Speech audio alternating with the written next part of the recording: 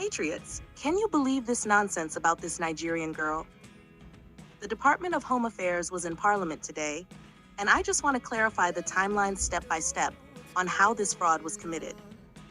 The case of Chidimma is unprecedented, as there is no legislation that clearly dictates whether she should follow her mother's status, despite her mother's involvement in fraudulent activities. If the law is strictly followed, it could mean that Chidimma should be classified as a Mozambican. This situation is further complicated by the fact that Chidimma's mother's ID has been blocked, and her father was also involved in the fraud. To add to the confusion, no one knows where Chidimma was born, as no hospital has any records of her birth. This lack of documentation makes it even more difficult to determine her true nationality. Additionally, Chidimma's mother is avoiding contact with Home Affairs, refusing to answer phone calls, and, when visited, directing officials to speak with her lawyers instead. This evasiveness only raises more questions about the legitimacy of her claims. It has also come to light that Chidimma's mother's first application for citizenship was highly suspicious, as it lacked the necessary supporting documents from hospitals, schools, or a chief, which are typically required. Despite these glaring omissions, her application was processed, highlighting the incompetence or possible corruption within the system. The final report on Chidimma's case is expected to be released within 90 days, and it could set a significant precedent for how such cases are handled in the future. The question remains whether the law will be applied fairly or if further injustices will be uncovered. Patriots, here's the detailed timeline of Chidimma's mother's fraudulent activities. In 1995, Chidimma's mother, a fraudster, sought South African citizenship by going to the Home Affairs office in Johannesburg. With the assistance of 3 corrupt officials, she illegally obtained citizenship using the ID of a legitimate South African who had applied for her documents in Pretoria. When this legitimate citizen later went to the Pretoria office to collect her ID, she was informed that it had already been collected, leaving her in a difficult situation with no further assistance from officials. 6 years later, in 2001, the same South African woman, who had still not received her ID, went to Pretoria Home Affairs after giving birth to register her newborn. To her shock, she was told that a 3-month-old girl had already been registered under her name just 3 months earlier. This was false information. In reality, it was Chidimma, who had been fraudulently registered by her mother in Johannesburg. Despite the clear discrepancy between the Johannesburg and Pretoria Home Affairs systems, officials failed to investigate the matter, allowing the fraud to persist unchecked. The negligence of Home Affairs officials in addressing these irregularities highlights significant concerns about the integrity and accountability of the department. The legitimate South African was left in a state of legal uncertainty, while Chidimma's fraudulent registration continued unchallenged. This failure within the Home Affairs system has perpetuated a case of fraud that remains unresolved, with serious legal and ethical consequences.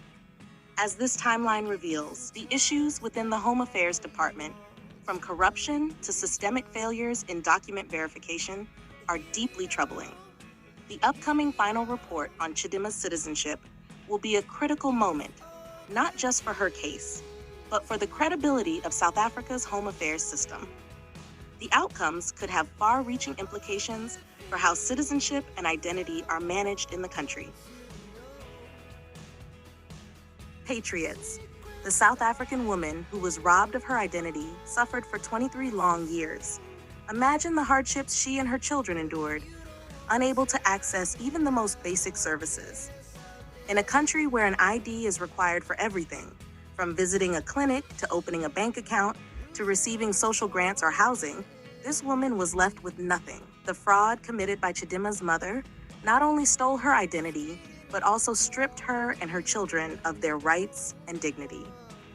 It's heartbreaking to think of the years of suffering they endured because of a corrupt system that failed to protect its citizens. As we reflect on this injustice, it's clear that the legitimate South African woman who lost her ID, along with her children, should take legal action against the state. The consequences of this fraud have been devastating, and they deserve compensation for the years of struggle and denial of basic human rights. I stand with those who believe that she should sue the state for no less than 20 million rand. This is not just about money. It's about justice for a woman and her children who were wronged by a system that should have protected them. Meanwhile, the life of the fraudster and her children flourished. While the legitimate family struggled to survive without proper documentation, the fraudster enjoyed the benefits of a life built on lies. This stark contrast is a painful reminder of the inequalities that exist within our society, and it's time for accountability. The upcoming legal actions could set a precedent for how the state handles such cases, ensuring that no other family has to suffer in silence for over 2 decades. Patriots, let's stand united in demanding justice for the victims of this fraud and hold those responsible accountable.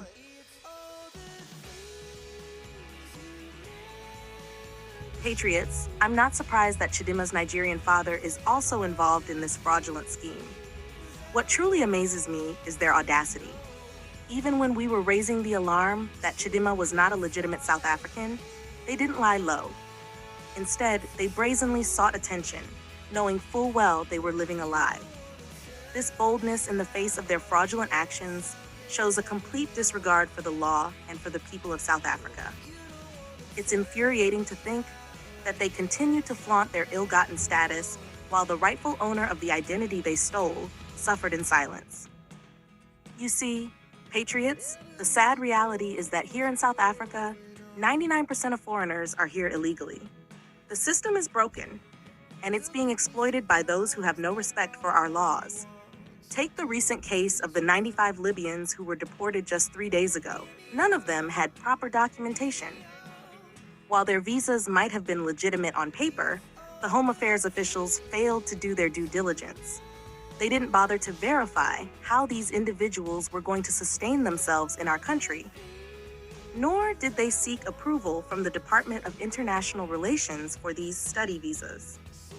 This lack of thoroughness is just one example of the many requirements that were overlooked, further exposing the cracks in our immigration system. It's not just about corruption, it's about sheer incompetence. Home Affairs is not only failing to enforce the law, but is also allowing these loopholes to exist, which are then exploited by those who come here with ulterior motives. The negligence in handling the cases of Chidimma, her father, and the 95 Libyans is a clear indication that the department is not equipped to manage the complex and serious task of regulating immigration. We cannot continue to tolerate a system that is so easily manipulated by fraudsters and criminals, while legitimate South Africans suffer the consequences. Patriots, it's time for us to demand better. The corruption and incompetence within Home Affairs are not just isolated incidents. They are part of a larger, systemic problem that is compromising the security and sovereignty of our nation. We need to hold these officials accountable and push for reforms that will close these loopholes and ensure that our laws are enforced with integrity and diligence. It's only through such actions that we can protect the rights of true South Africans and restore faith in our institutions.